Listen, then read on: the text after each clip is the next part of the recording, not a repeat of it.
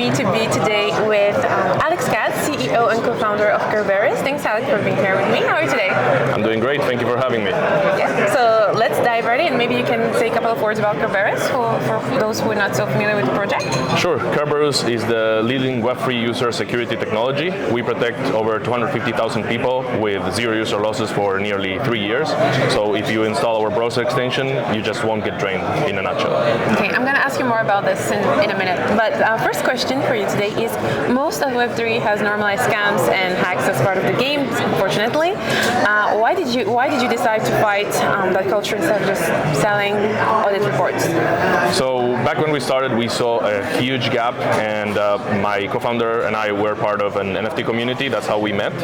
And we were getting reports from people that were losing everything they had, and the consequences went from losing something to getting divorced to threatening to end their lives.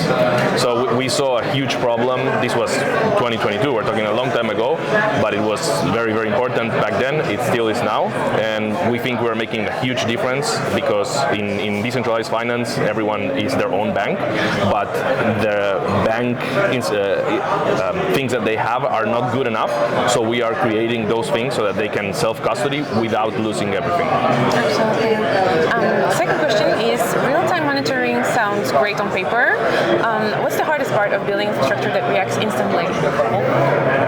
Actually, I think it might not be harder, but easier. So everything we build is on real-time analysis.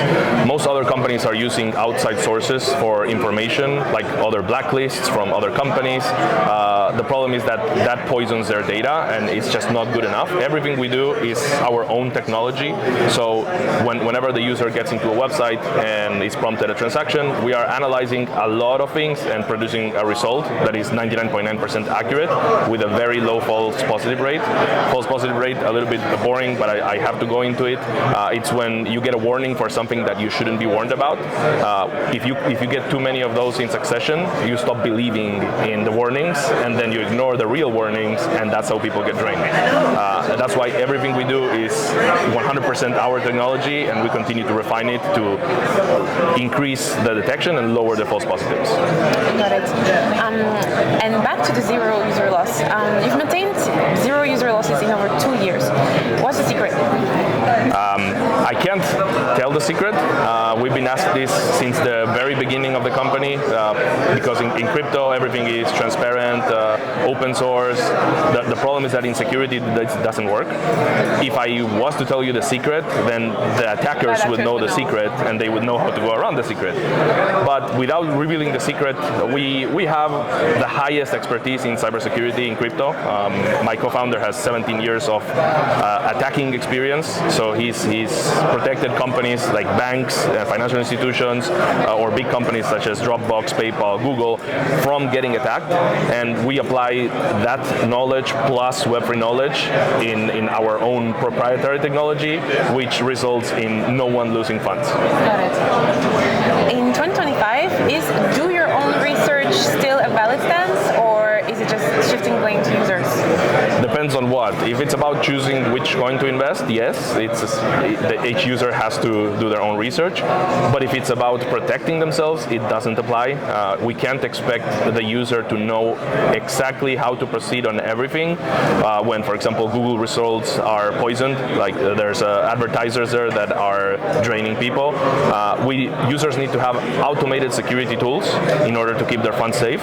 Whatever they invest in, if it goes up or down, that's their problem, but they shouldn't be stolen from, and it has to be completely automatic. That's what we do, 100% automated. And last but not least, looking at the biggest scams of the last 2 years, which one best illustrates the need for Kerberus' model? I'm going to have a lot to choose from. No, I'm going to decline your question, because it's not about a single point of failure where you could think, oh, the Bybit incident, that's outside of our scope. That's a huge thing. What we protect is the millions of users and in the future hundreds of millions of users who have small incidents where they land into a website that could be live for 1 hour, but in that 1 hour is stealing from them.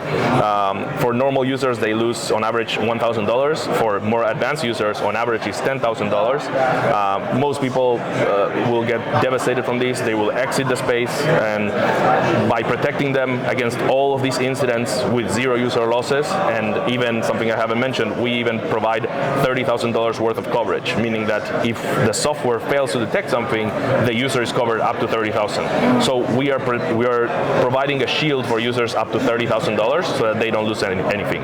And the reason why this goes a little bit under the radar is because it's not as big as Bybit. It's not billions of dollars in one incident, but it's multiple 1,000 or 10,000 incidents that accumulate into the billions, and it's only people that are suffering. So as long as we protect everyone, we achieved our goal. Thank you so much, Alex. Thank you.